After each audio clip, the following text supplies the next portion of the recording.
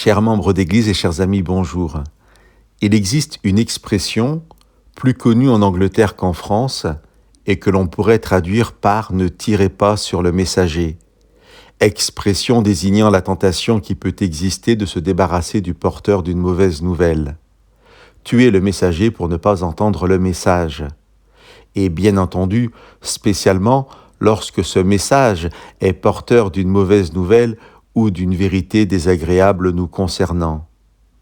Réalité universelle, l'image est employée aussi bien au 5e siècle avant Jésus-Christ par Sophocle dans ses tragédies, qu'au XVIIe siècle de notre ère par Shakespeare. Dans la Bible, Jérémie en tant que prophète devra lui aussi affronter cette réalité. Je vous lis le verset 11 du chapitre 26 de son livre. Les prêtres et les prophètes parlèrent ainsi au prince et à tout le peuple. Cet homme mérite la mort, car il a parlé en prophète contre cette ville, comme vous l'avez entendu.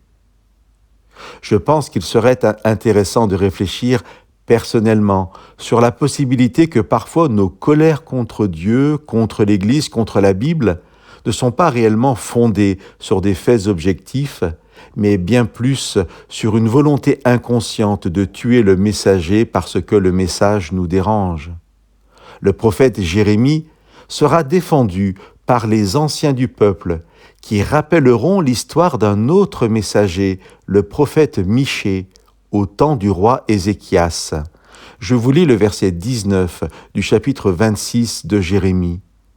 Ézéchias, roi de Juda, et tout Juda ont-ils mis à mort Michée? Ézéchias n'a-t-il pas montré un grand respect envers le Seigneur? N'a-t-il pas cherché à apaiser le Seigneur? Alors le Seigneur a renoncé au mal qu'il avait décrété contre eux. Et nous ferions un si grand mal à nous-mêmes?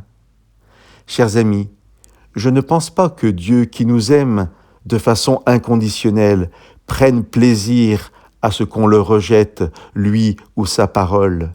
Mais au final, en tuant le messager pour ne pas entendre le message, c'est bien à nous-mêmes que nous portons le plus grand préjudice.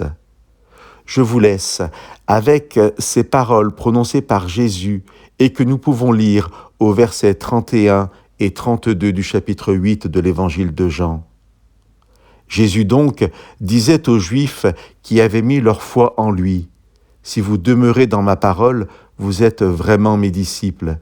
Vous connaîtrez la vérité, et la vérité vous rendra libres. » Chers amis, laissons Dieu nous bénir par sa parole et par son enseignement.